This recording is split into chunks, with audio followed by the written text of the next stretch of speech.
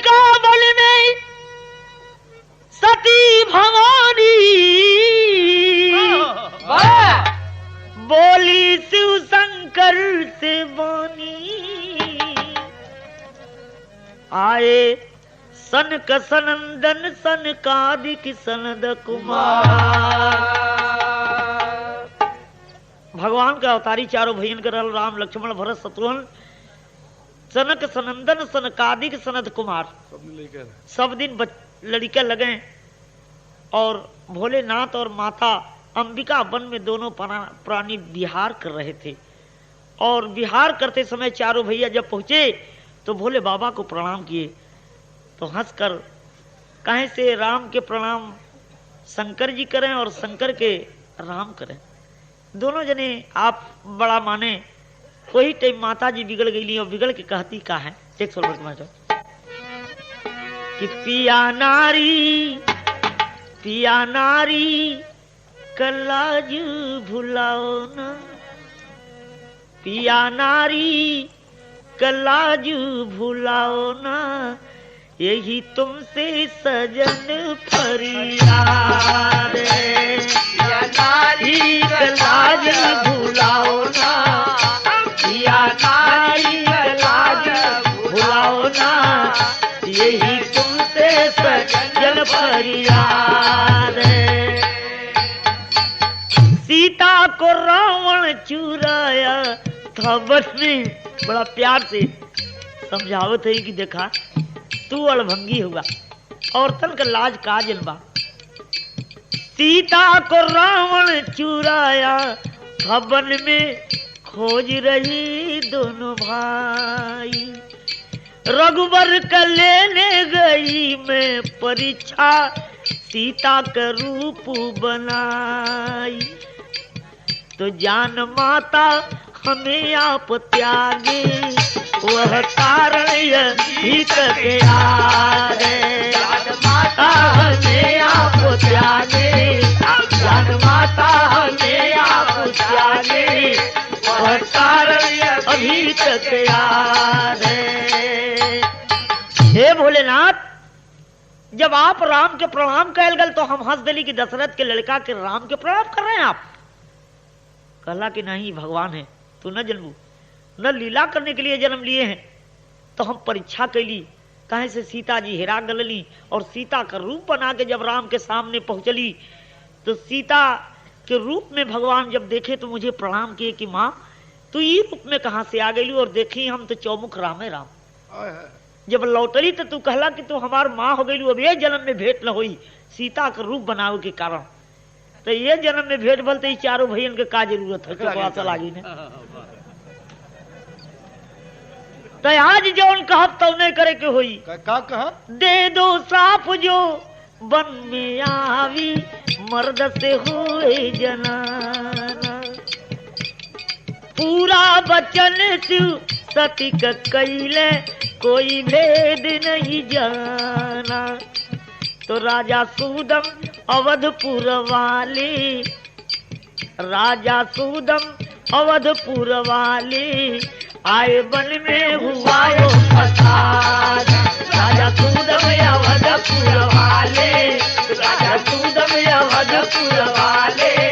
आए वन में हुआ ये फसाद। राजा सूदम अवधपुर वाले, राजा सूदम अवधपुर वाले, आए वन में हुआ ये फसाद। कहली कि आज से जौन मर्द ये जंगल में आवे कुल मेहरारू हो जाए तब तो हम मानव नहीं, तो फिर गड़बड़ा जाई काम। भोले बाबा कहलन कि जा यो मस्त जवन मर्द हैं कुल मेहरारू जी। ये जंगल वही टाइम शुद्ध मनु राजा अयोध्या से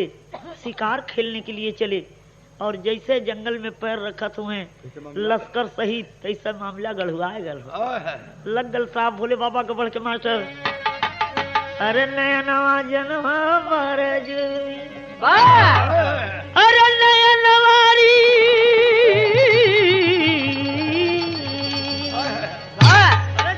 नयनवा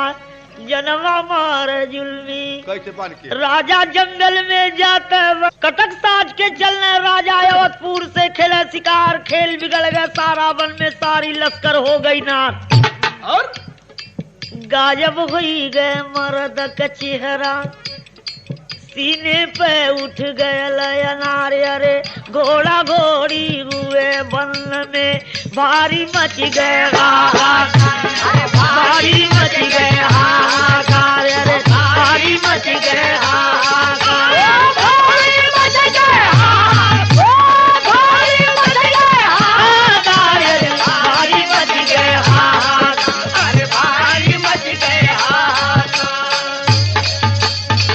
जितना घोड़ा कुल घोड़ी जितना सिपाही कुल मेहरारू एक सिपाही से कह मर दे तोर मुँह तो मेहरारू मन तिल लगत हो वो कह भगवा 14 पल पहले देख तोहरो तो वैसने लगत हो। राजा हाथ लगावे यार तो सामान गड़बड़ा गयल ऊपर लगावे तो गढ़ुआ गयल तो कहत का हुए एक तर्ज बदल गल कौन तर्ज फैजाबादी कहरवा? ई फैजाबादी कहरवा हो कैसे हो? की है होयल बेली तोरे खोई छवा में भेली तनी मगनिया दी तनी मगनिया दी तुना काहे के? हम काजिल जाने पुरनिया तनी मगनिया दी हम काजिल जाना पुरनिया तनी मगनिया दी हम काजिल जाना पुरनिया तनी मगनिया दी तनी मगनिया दी तुना तनी मगनिया दी हो तनी मगनिया दी तुना तनी मगनिया दी तुना हो तनी मगनिया दी तुना हम काजिल जाना पुरनिया तनी मगनिया दी अब काजिल जाना पुरनिया तनी मगनिया दी भैया हंसला बोलला यही बदे थोड़ा सा मौजदार धुन कह दो कि भाई लोग के मनोरंजन मिल जाए लेकिन दास्तान पर ध्यान दे कि न पर चयनवा दुखी राजा का मनवा कोई पठाई देतना कोई पठाई देतना हमरे देशवा में सने सवा कोई पठाई देतना हमरे देशवा में सने सवा कोई पठाई देतना हमरे देशवा में सने सवा कोई पठाई देतना।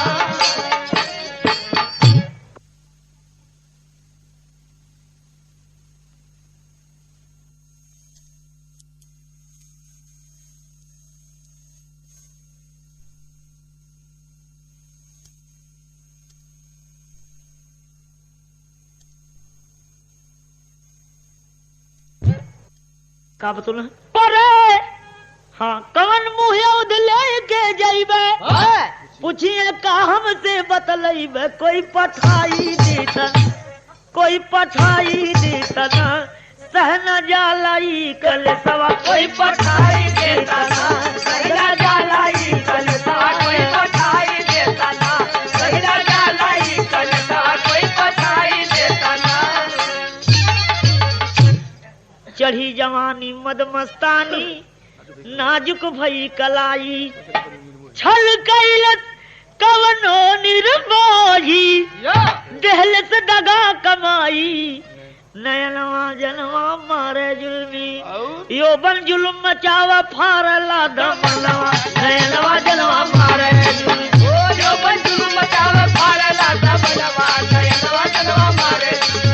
यो बन जुल्म मचावा फारला दमलवा नयनवा जनवा मारे। आहा इला नाम पड़ल राजा सुदमनु के इला नाम से प्रज्वलित भई और सारी लश्कर मेहरारू सब वही टाइम बुद्ध मुनि चंद्रमा का लड़का बुद्ध मुनि जा रहे थे उसी रास्ते से ये डाले के हर ने हो जाता तो गड़बड़ा ही जाते बुद्ध मुनि देखले तो उनकर मन जो 162 63 तक डिग्री पहुंचल वो कहे कि डिग्री पहुंचल इतनी सुंदर हिला लगल तो जानत रहन कि भोले बाबा का श्राप ओहरिया जा तो गड़बड़ा जाई, तो बहरवे बला में की है रे कहाँ दिया कहें का अरे तनी बतौले जा कहा कहें कि तनी बतौले जा और कौन पिया के दिखलू ठोकर मार तनी बतौले जा पिया के मार तनी बतौले जा और पिया के ठोकर मार तनी बतौले जा। कौन देश के रहने वाली बोला कहवा जाबू कौन देश की रहने वाली बोला कहवा जाबू माई बाबू तनी बतौले जा यार तू दुलई न हम दुल्हा लगत तो तनी बतौले तू दुलई हम दुल्हा लगत तो तनी बतौले जा दुलई हम दुल्हा लगत तो तनी बतौले जा नहीं हम दुल्हा लगत तो तनी बतौले जा। इलाका है तो हर दिमाग ठीक ना हो बस जब तक रहे हम तो श्राप से पागल हो गली और तू इला तो जल्ले पर नून छिड़कत हुआ, लेकिन ये तो अपने स्वार्थ में मनुष्य जब हो जाता तो कुछ लौका का कहत हुआ कहत हुए कि जब तक रही है सूरज चंद्रमा समा पास परवाना जब तक रही है सूरज चंद्रमा समा पास परवाना जब तक रही है सूरज चंद्रमा समा पास परवाना तेरा मेरा कभी न बदला दिल का लगी फसाना तनी बतौले जा आवा हमसे कहला कौन करा तनी बतौले जा आवा हमसे कहला कौन करा तनी बतौले जा आवा हमसे कहला कौन करा तनी बतौले जा आवा हमसे कहला कौन करा तनी बतौले जा आवा हमसे कहला कौन करा तनी बतौले जा आवा हमसे कहला कौन करा तनी बतौले जा। हाँ कि मैं क्या करूं, और बुद्ध मुनि कह रहे हैं कि आखिर औरत हो के जैबू कहा रात में जैबू तो क्यों चिन्हबे न करी, तो एक काम करा कि जब तक औरत हो तब तक हमरे संगे जीवन बितावा। इला कहे हट जाओ हमरे सामने से, कहे हम सही कहते ही और तर्ज एक बता दी आप लोग के कवन तरह कि अब ही उमरिया का छोट गोरिया अरे छोट गोरिया हो काहे रंग ले बाटू कवन चीज यह न बा खतरा कि काहे रंग ले बाटू लाल लाल होठ गोरिया काहे रंग ले बाटू लाल लाल होठ गोरिया काहे रंग ले बाटू लाल लाल होठ गोरिया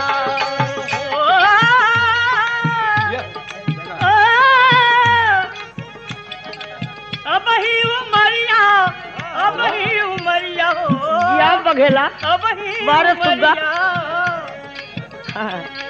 अब ही उमरिया का छोट गोरिया हो काहे रंग ले बाटू लाल लाल होठ गोरिया काहे रंग ले बाटू लाल लाल होठ गोरिया काहे रंग ले बाटू लाल लाल होठ गोरिया। अब की परधनिया में परचा भरइबे अब की परधनिया में परचा भरई पधारी कहा परधनिया में परचा भरई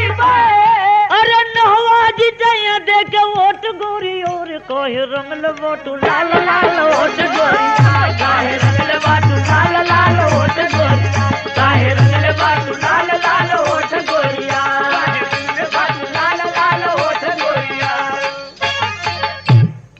ई पांच पागल हो तो कहत काम है कि गल गए कजरवा का कोर गोरिया अरे कोर गोरिया मरहियरो में तनी सब तागदा तो बता दी हम का कि मरहियरा में हमरे ही लोर गोरिया मारे हियरा में हमरे ही लोर गोरिया मारे हियरा में हमरे ही लोर गोरिया। आया दोनों जने बनवा में कैल हल शादी रोजन बनवा में कैल हल शादी रोजन बनवा में कैल हल शादी कटने लगी दुनहु की आजादी लगी सुनहुन के आजादी कटने लगी सुनहुन के आजादी भैले या चरवा यो जोर गोरिया भैले या चरवा ओ जोर गोरियो मोर हियरा में हमरे ही लोर गोरिया मारे हियरा में हमरे ही लोर गोरिया मारे हियरा में हमरे ही लोर गोरिया हियरा में हमरे ही लोर गोरिया। भाई साहब इला के बाद समझ में आ गल बुद्ध मुनि के दोनों शादी कर लिए जंगल में। अरे दामन जब गुलजार हुआ खुश भइले दोनों प्राणी जी, ध्यान धरो लड़के का नाम, रखे पुरुरवा ज्ञानी जी। नन्हा मुन्हा बालक लेकर इला सहे परेशानी जी, वही समय में आए गए भोल माता संग में शिवदानी जी। भाई साहब, इला से एक बच्चा पैदा हुआ, उसका नाम पुरुरुआ पड़ा। चंद्रमा का लड़का बुद्ध, बुद्ध का लड़का पुरुरुआ। पुरुरुआ के लेकर इला परेशानी सह रही थी। चौमुख हर वक्त यही दिल में रहे कि अपने राज में चली तो अपने बच्चन के देखी था हमारी रानी कैसे हुई है, लेकिन परेशान थे, कोई उपाय नहीं था। वही टाइम माता गिरजा और भोलेनाथ दोनों जने पहुंचे फिर वही जंगल में। इला जाकर भोले बाबा के गोद में बच्चा रख के और कैसे कहती है तर्ज एक हो। फागुन का महीना रहा हीरा भैया, और एक दुल्हन कहत है कि सन सन चल रे दैया रे दैया, सन सन चलेला पवन पुरुई, असमन कर की ससुरवा असमन कर की ससुरवा चली जाई, असमन कर की ससुरवा चली जाई। काहो चावले बदमाशी हुई, ससुरवा चली जाई, ओ ससुरवा फागुन महीना बड़ा खतरनाक होला भैया। मन कर की ससुरवा चली जाई, मन कर की ससुरवा चली जाई। इला कहती है कि अवध नगरिया रे छूटल सहली परेशानी, कि टप टप चुअल नया नवा से पानी, टप टप चुअल नया नवा से पानी, टप टप चुअल नया नवा से पानी। कहे भोलेनाथ इला के का पता की है अड़भंगिया नाटक गड़बड़ौले हो। कहत हो कि छूटी गया वाद परिवार भय बेगाना, अरे बनवा में आके नात हो गई जना, बनवा में आके नात हो गई जना, बनवा में आके नात हो गई जना। हमारी विनीतियों भी कैदा में घर बानी। माता गिरिजा जी कहनी कि भोले बाबा बड़ा गलती हो गल, कौन उपाय करा। तो भोले बाबा बिगड़ गई ना कि तो ही ने कहलू, तो अब कौन उपाय करी। कह नहीं तोरे पल्ले उपाय हो, कौन उपाय करा। तो कहें देखा ये श्राप तो छुट्टी न, एक उपाय हो जाए। कौन उपाय हो? खुशी हो के भोले बाबा देहल बरदानवा,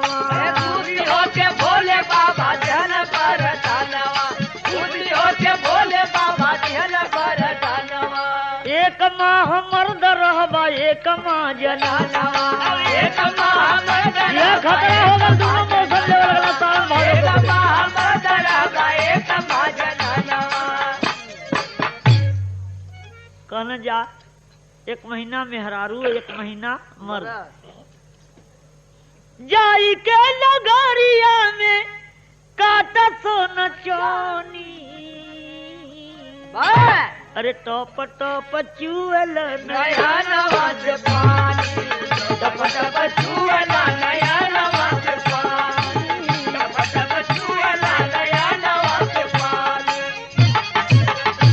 कहने की सावनों का मजा ले लिया, अब फागुनों का मजा ले लिया। एक महीना मर्द रहबा तो अपने राजधानी में बिताया अपने रानी के संगे, और एक महीना औरत बन के बुद्ध मुनि के साथ बिताया। दोनों काम तुहार सोनो कटी या चानियों कटी। तो गुरुपत्तु गुरु कहें अछैवर राजा महलों पर आए, प्रेम हृदय रानी से जाकर अपने हाथ पुजाई। नयनवा जनवा मारे जुल्मी, कविता प्रसिद्धन के उगद के चनवा, नयनवा जनवा मारे जुल्मी, कविता प्रसिद्धन के उगद के चनवा, नयनवा जनवा मारे जुल्मी, कविता प्रसिद्धन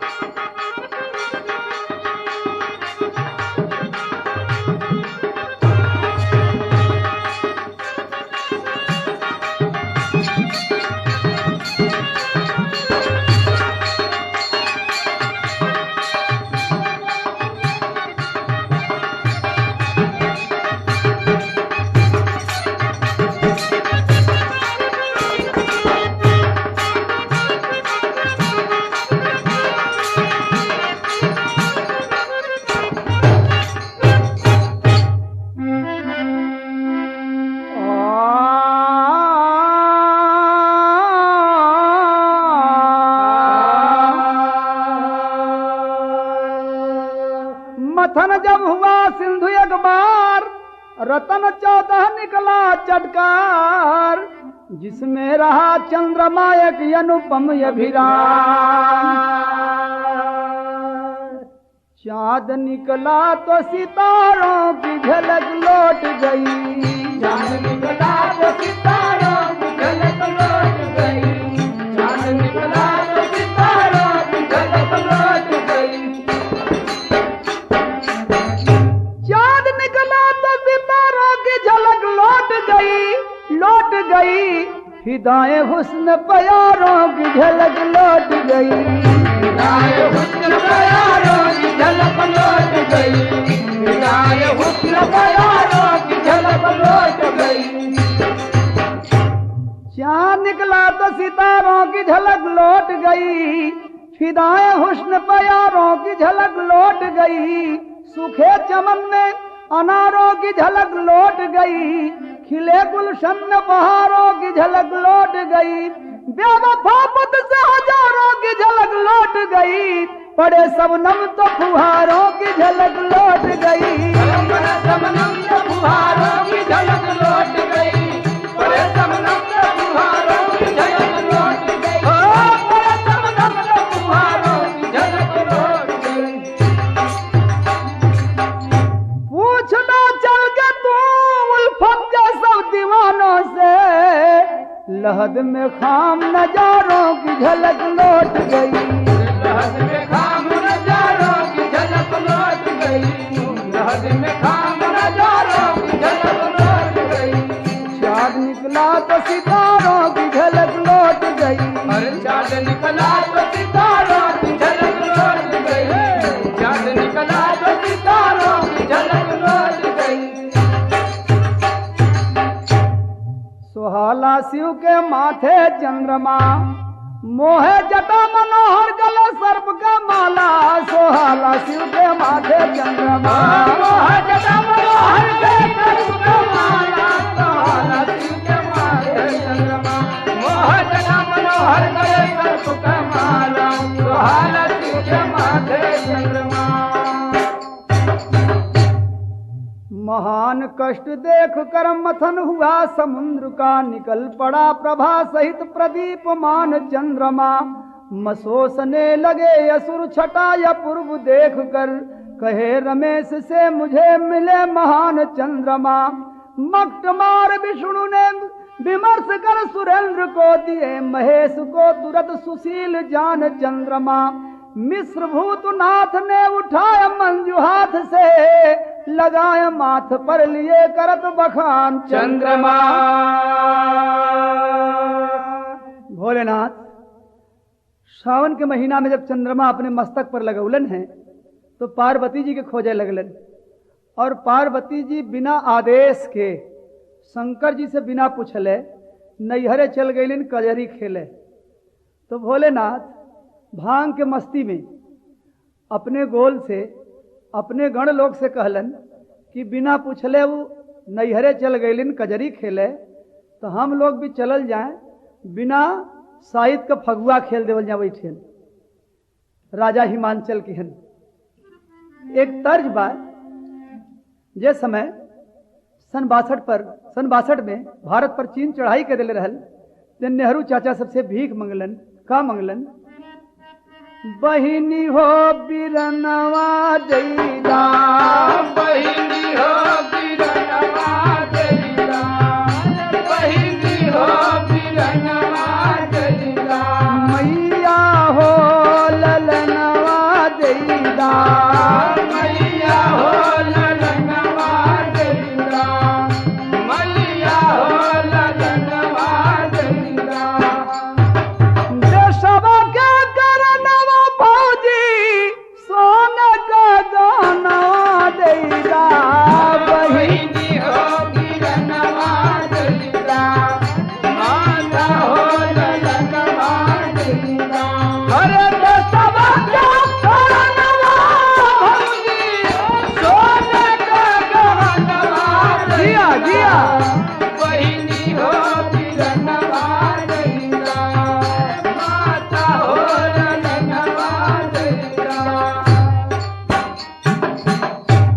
भैया यही तर्ज हो भोलेनाथ सावन में अपन भूत बैताल वाली गोल लेके ससुराल जाते हन। कैसे जाते हन? चलल ससुररिया भोला, चलल ससुररिया भोला, चलल ससुररिया भोला, बैला पर सवरिया भोला, बैला पर सवरिया भोला, बैला पर सवरिया भोला,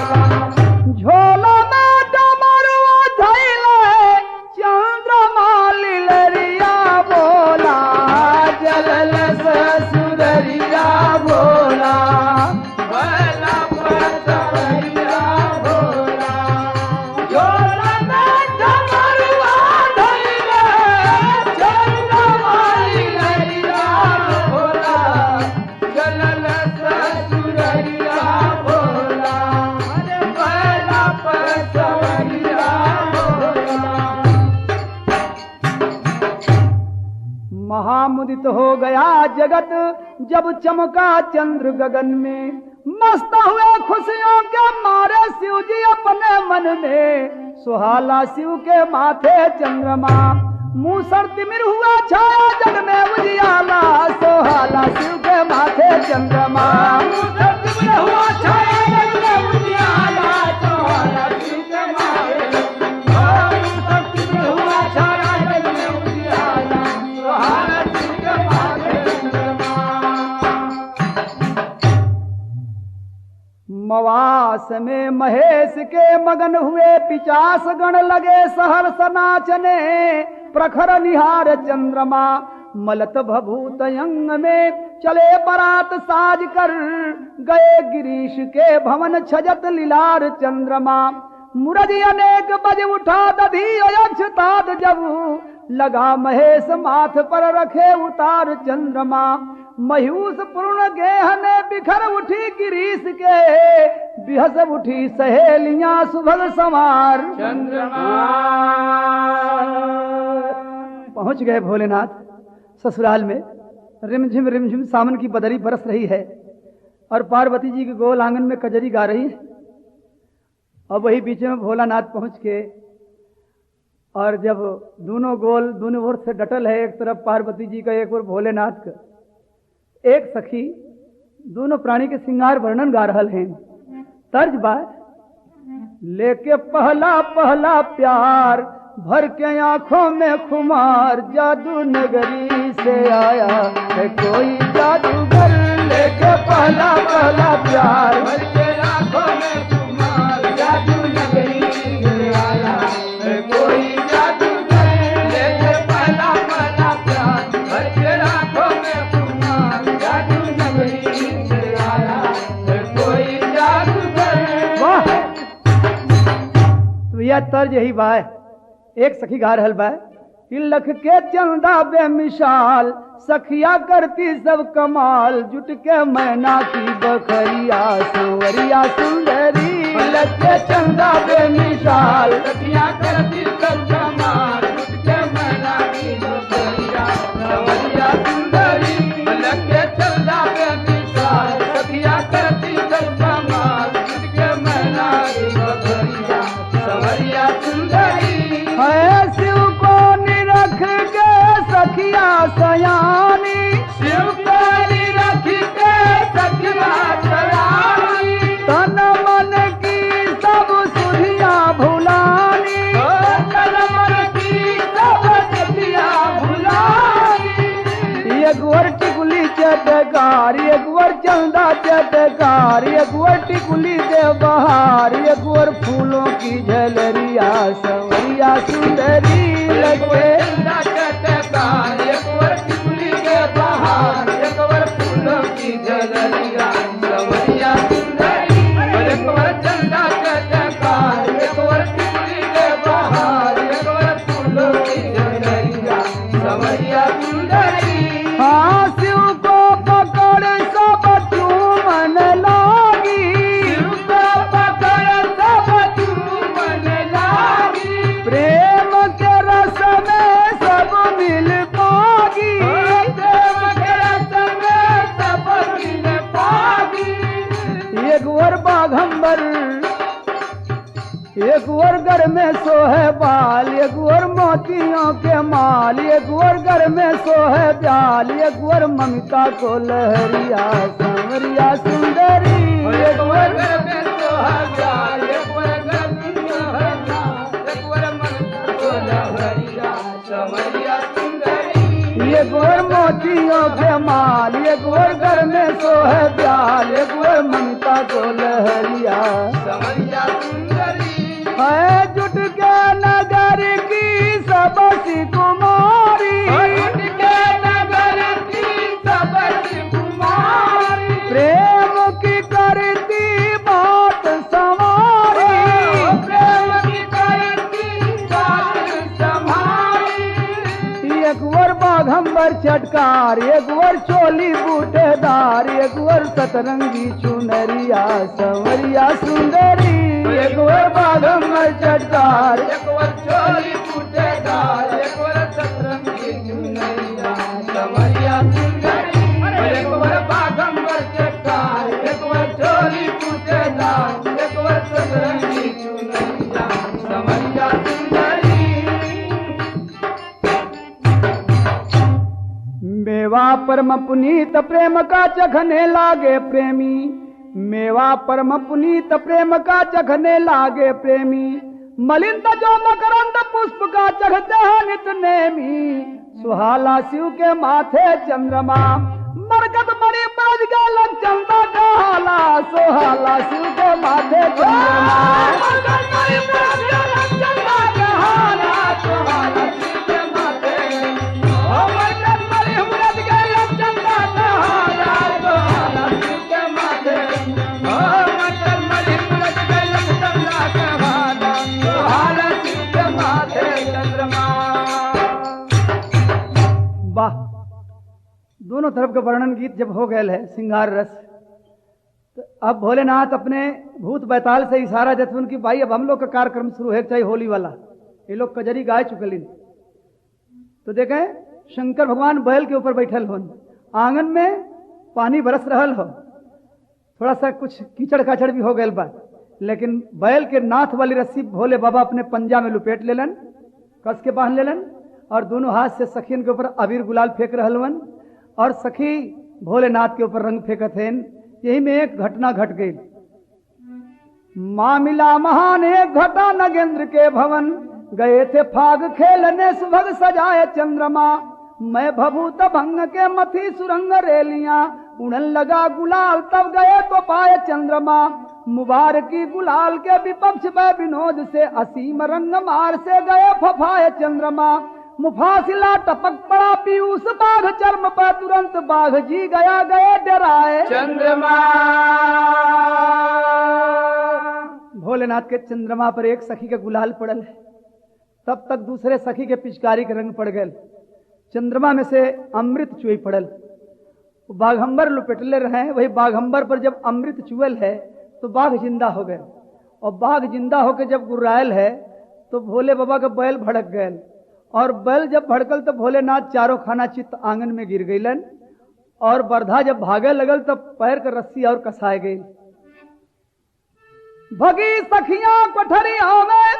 लगा जब पाप गुर्राने, सुना के शिव को ठिला के झरोखे से लगी गाने, अरे लुटला बुढ़ऊ बहार बदरी में, लुटला बुढ़ऊ बहार बदरी में, लुटला बुढ़ऊ बहार बदरी में, बहार बदरी में, बहार बदरी में, अरे लुटला बुढ़ऊ बहार बदरी में, लुटला बुढ़ऊ बहार बदरी में, सावन में लेके गुलाल पिचकारी, अरे सावन में लेके गुलाल पिचकारी, आए हो फगुआ खेले ससुर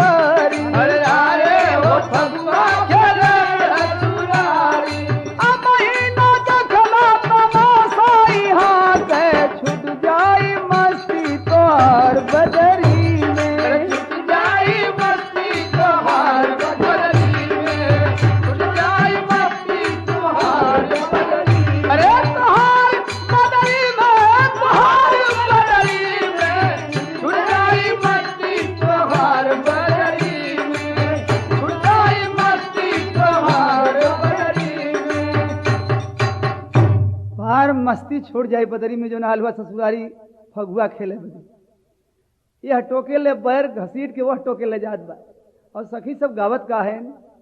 कि भाग भाग कोने में मुंह क्यों छिपाते, भाग भाग कोने में मुंह क्यों छिपाते, भाग भाग कोने में मुंह क्यों छिपाते, भाग भाग कोने में मुंह क्यों छिपाते, लगती शर्म क्यों नहीं पास आते, लगती शर्म क्यों नहीं पास आते, पढ़ल आज हमान से पाला सवरिया, पढ़ल आज हमान से पाला सवरिया, ले कसर कुल निकार बदरी में, कसर कुल निकार बदरी में, कसर कुल निकार बदरी में, अरे निकाल बदरी में, निकाल बदरी में, कसर कुल निकार बदरी में, कसर कुल निकार बदरी में। अब वहीं तो हम लोगन का कजरी बाकी रहले तबले बीचे में फगुआ खेले शुरू कर दिला, लेकिन अभी फगुआ जब खत्म हो जाला बैल घिरा के जब तुम्हें खाली करला ओकरे बाद हम लोगन का पूरा कार्यक्रम बाकी बा तुहके पकड़ के बनाई जनाना, तोहके पकड़ के बनाई जनाना, तुहके पकड़ के बनाई जनाना, तोहके पकड़ के बनाई जनाना, पहिना के चोली गवाई खुगाना, पहिना के चोली गवाई खुदाना, आँखी में काजल लगा के नचैबे, आँखी में काजल लगा के नचैबे, झाड़ ले बिल्कुल दुलार बदरी में, बिल्कुल दुलार बदरी में, बिल्कुल दुलार बदरी में, अरे बदरी में, बदरी में, बदरी में, बदरी में, या बदरी बदरी में, बिल्कुल दुलार बदरी में, बिल्कुल दुलार बदरी में, बिल्कुल दुलार बदरी में, लुटला बुढ़ऊ बहार बदरी में, लुटला बुढ़ऊ बहार बदरी में, लुटला बुढ़ऊ बहार बदरी में। ममिता छोड़ कर अब मनमानी आज मिले हो घर में, ममिता छोड़ कर अब मनमानी आज मिले हो घर में, मैं भर भर पिचकारी जो हूँ तुझको बीच डगर में, सुहाला शिव के माथे चंद्रमा, मैं बाउर बल पीऊं सदा प्रेम का प्याला, सुहाला शिव के माथे चंद्रमा,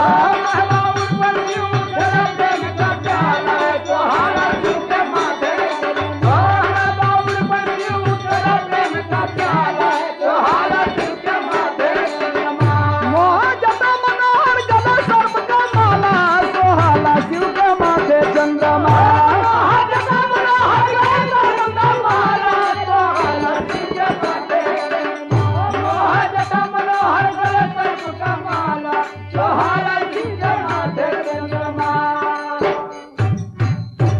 बड़ी हालत खराब हो गई भोलेनाथ के, बिना साहित्य का काम बहुत कष्ट दे देला, ससुरारी गयल हन फगुआ खेले बदे सावन में, क्यों छोड़ावत नहीं बा बैल घिरावत घिरावत उनके पीठी के चमड़ा छोड़ा दिले बुढ़ऊ के, सखी सब कोठरी में से गावत है, कोनो बरंदा में से चमकावत है, लेकिन एक तर्ज बा अंगना में जब दुल्हा दुल्हन बैठलन बियाह होए लगला तो बुढ़िया लोग गावली, हाथी हाथी सोर कैला गदहा ना लियला हो, ए ससुर के बेटावा मोर गौरा ब्याह अइला हो, ए ससुर के बेटावा गौरा ब्याह लैला हो, ए ससुर के बेटावा, गौरा ब्याह लैला हो, ए ससुर के बेटावा, मोर गौरा ब्याह अइला हो, मोर गौरा ब्याह अइला हो, ए ससुर के बेटावा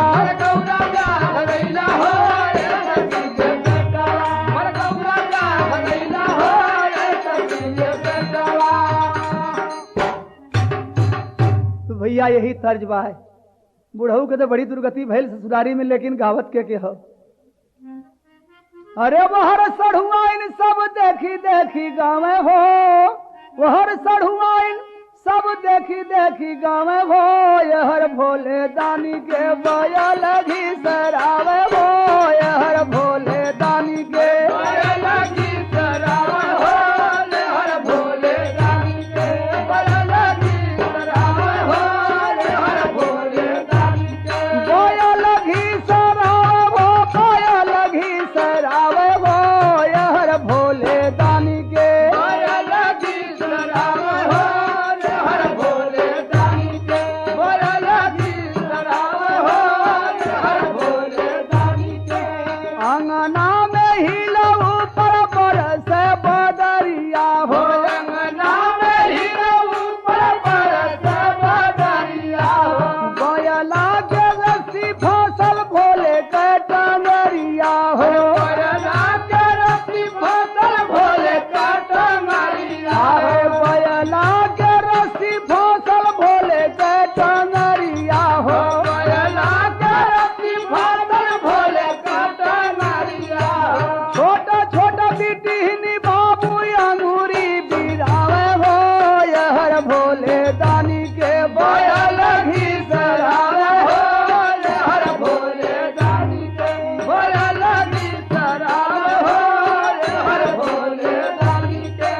रोए पार्वतिया पर पीटी पीटी छतिया हो, रोए पार्वतिया पर पीटी पीटी छतिया है, पीटी पीटी छतिया हो, पीटी पीटी छतिया हो, रोए पार्वतिया पर पीटी पीटी छतिया हो, यहर भोले दानी का खूब होला दूर गतिया हो, यहर भोले दानी का खूब होला दूर गतिया हो, अरे मोर बुढ़ऊ के केहू ना छोड़ावे हो, यहर भोले दानी के बया लगी सरावे हो, यहर भोले दानी के बया लगी सरावे हो, यहर भोले दानी के बया लगी सरावे हो, यहर भोले दानी के बया लगी सरावे हो, यहर भोले दानी के बया लगी सरावे हो, यहर भोले दानी के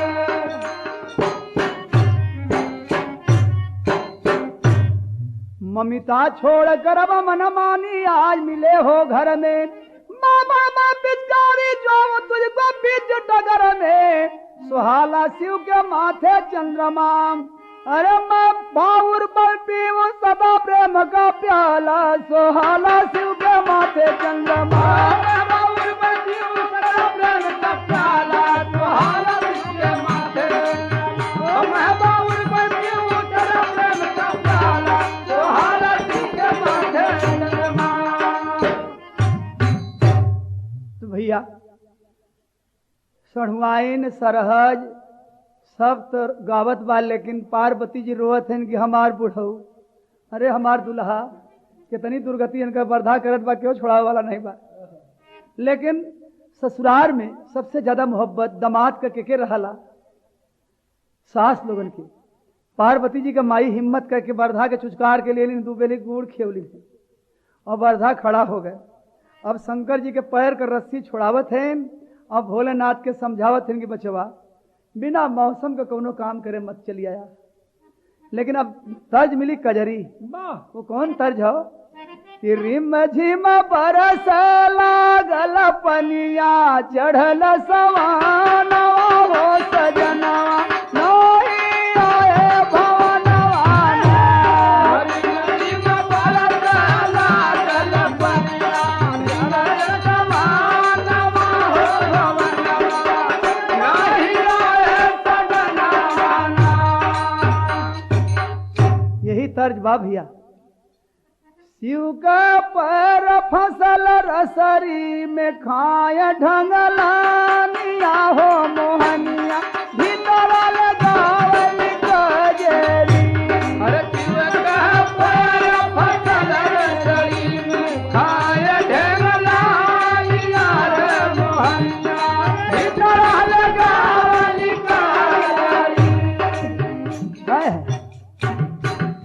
भैया ये वही तर्ज हो, बनारसी कचकचवा मिर्जापुरी ढुरमुनिया और जौनपुरी चौलरिया शंकर भगवान के लगे अब उनकर सास पहुंच गए हैं। हाँ शिव के कोई नहीं छोड़े, मरदा इधर उधर घिसरावे, मरदा इधर उधर घिसरावे, मरदा इधर उधर घिसरावे, सखी भीतर ले शान बुझावे, सखी भीतर ले शान बुझावे, शिव का पैर छोड़ावे रामा, शिव का पैर छोड़ावे मैना, महारानिया हो मोहनिया, भीतर ले जावल कजरी, शिव का पैर छोड़ावे मैना, महारानिया हो मोहनिया, भीतर ले जावल कजरी, भीतर ले जावल कजरी, ओ भीतर ले जावल कजरी, रे भीतर ले जावल कजरी, शिव का पैर छोड़ावे मैना, महारानिया हो मोहनिया, भीतर ले जावल कजरी। अरे मैना शिव से कहती कारी, ऐसे दिन अइहा ससुरारी, ऐसे दिन अइहा ससुरारी, ले सावन में रंग पिचकारी, अरे ले सावन में रंग पिचकारी, देई है काम बिगाड़ी रामा, देई है काम बिगाड़ी गौआ, बिटिनिया हो मोहनिया, भीतर ले जावल कजरी, देई है काम बिगाड़ी गौआ, बिटिनिया हो मोहनिया, भीतर ले जावल कजरी,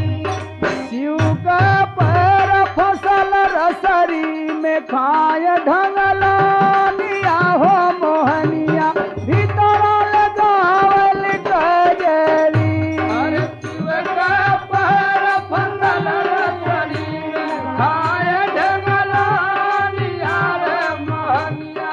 भीतर ले जावल कजरी। मूद नयन रम तू रमन में तज दे बिल्कुल खामी, माथे पदगवन के आगे जो है त्रिभुवन के स्वामी, सुहाला शिव के माथे चंद्रमा,